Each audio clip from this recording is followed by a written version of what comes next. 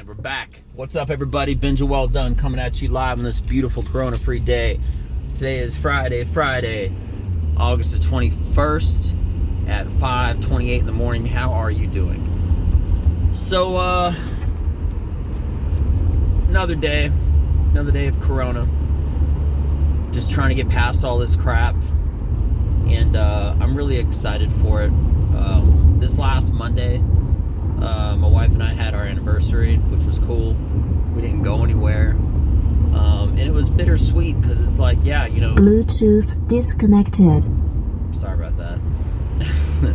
Anyway, it was a bittersweet moment because, yeah, you're celebrating an anniversary, a good moment with somebody. But then again, it's awkward because you don't really have places to celebrate at, things to go. And then you also think about the environment around you. Here's the thing. I dream.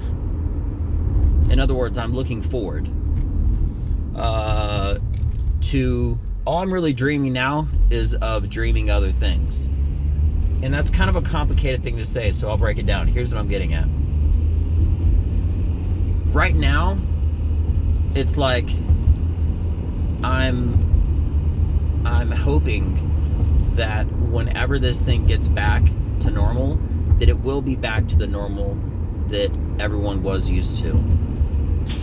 There's a scene in a film called Fight Club where a guy, basically, it was a crazy scene. What happened was this guy broke into, it was like a pharmacy or something like that, took a gun out, put it to a guy's head. It was like a crazy serious moment. And the guy that has a gun has somebody with him that didn't expect that he would do this at all. He's like, what the hell are you doing? And he takes out his wallet and he says, hey, listen, I've seen your face. He's like, what did you want to do with your life? And he said, he wanted to be something else. Whatever he said was his dream. And he said, and here you are getting ready to get shot in the face at a gas station because this is what you do for a job now, and this is your life. He says, I'm going to tell you what, I'm going to visit you in 30 days, and if you're not on your way to med school or whatever it was, I'm going to come back and end you. Then he pushed the guy away, and he threatened. He said he knows where you live. He gave back his wallet, and that was that. And then the guy that was with the guy that had the gun the whole time, he said, what the hell are you doing? Why'd you do that? He says, can you imagine how tomorrow morning is going to feel? That guy in a lot of ways is going to feel like it's his first day of life all over again. Now he has something motivating, because the thing is, every single day, life is ticking past, life is ticking by, and you have less days, not more days. And that's how I believe, that's how I live, that's how I think, that's how I breathe, that's how I rock, all right? But what I'm getting at is this. He said tomorrow his coffee is going to taste better than ever before. He's going to be more thankful for the people around him. He's going to be more dedicated to block out all distractions, go through any hard work he has to just to get to his end goal. And 30 days from now, I hope that maybe, if there was ever a way I could visit him, and he would thank me. Now the last part is a stretch. And you know what? I take that back. I'm pretty sure that whole visiting thing he wasn't even saying, but I think it was like indirectly stated. Which is basically, I wish I could see the favor that I did for this guy. Now the guy who had the gun, his friend is looking at him like, this guy's a fucking psychopath. And then he's also sort of like realizing he's 100% right. Here's what I'm getting at.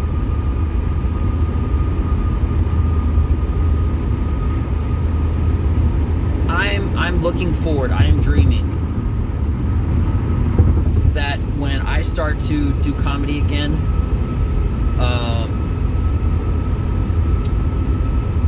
and the world goes back to the way it was before,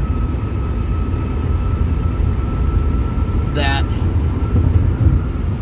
it will be not just, but here's the thing, I believe everyone will appreciate it more. And that's a bigger point of what I'm getting at. I believe that everybody will be more thankful.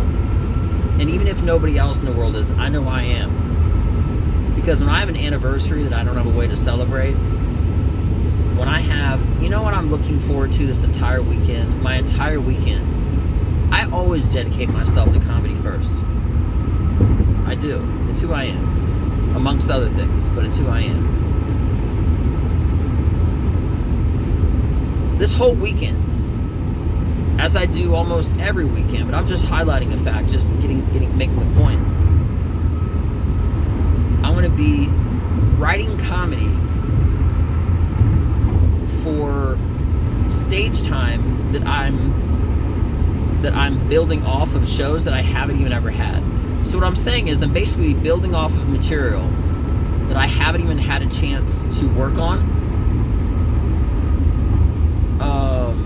and continuing the cycle of writing comedy and building off of other comedy without it ever being proven to be true.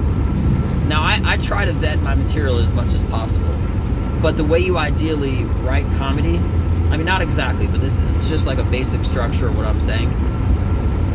You want to be able to build off of stuff that you know is effective before moving on to more stuff. Here's the thing. I got 25 minutes of new material. I vetted it in every way possible, between the gas station, grocery store, parking lots, you name it. Always improvising to make it happen. I'm getting it done, but here's what I'm getting at. I haven't really done it on a stage in that environment. Zero distractions, that kind of thing, right?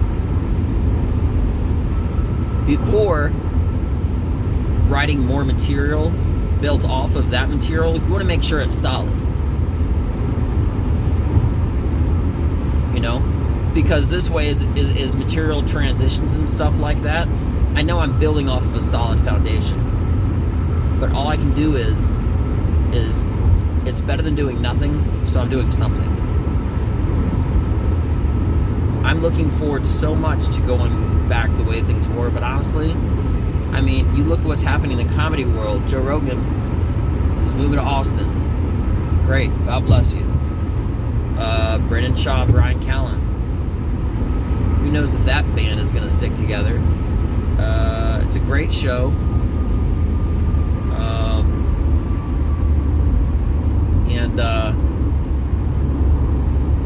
You know, it seems like everybody in the comedy world, the Comedy Store is closed down. All of California is closed down. You got to everything is getting so crazy. And if it was possible, even if the whole world wasn't thankful, I'm only going to be more motivated. I already am, but I'm only going to be more motivated and more thankful for when everything returns to normal, because right now it's not. Right now it's not. You know, I really wish that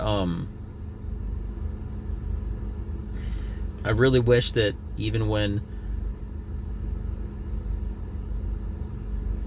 everything does return back to a normal, I honestly don't even see how people could ever act the way they did before,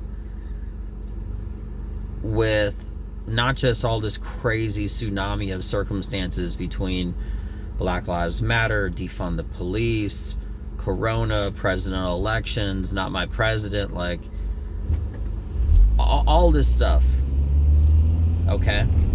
But the fact that it's all happening at once. This has been the most cataclysmic, impacting year ever. You might have one of these events every 10, 15, 20 years. You've had all of them recently.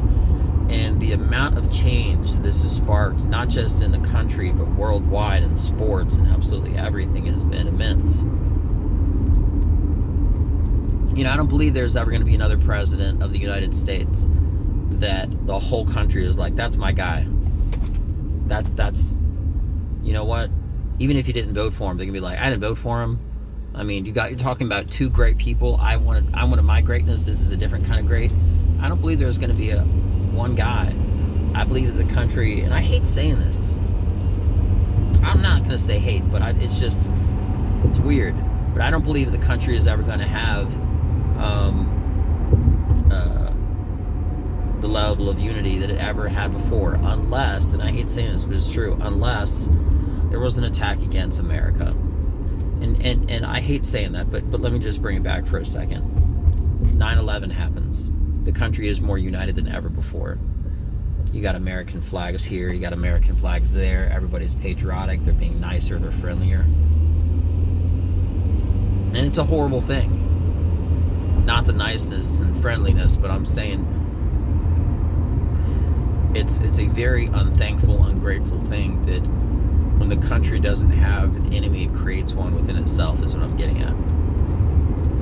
And here I am on a Friday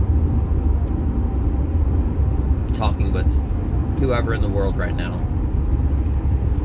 and I'm thankful for your time. I am. I really am. And you know what? I keep telling this to my wife. As horrible as all these situations are, I'm still employed. I still got a job. I'm still doing jiu-jitsu. I still am working on comedy. I have so much to live for, and so much that I'm thankful for. And I've always been motivated. I'm always, I'm not a positive guy by any means. I believe that when people like stay positive, there's a big difference between being positive and being negative, which is like pessimistic, and just sort of being realistic. Here's the thing: I create my positivity. I create greatness, and that may sound cocky or arrogant or whatever, but here's what I'm getting at. It does. I create greatness. That sounds cocky as hell, but here's what I'm getting at. What I mean by that is that I create my positivity. When there's nothing going on, I make something going on. Okay? I work for my results. And I'm working on comedy to be great.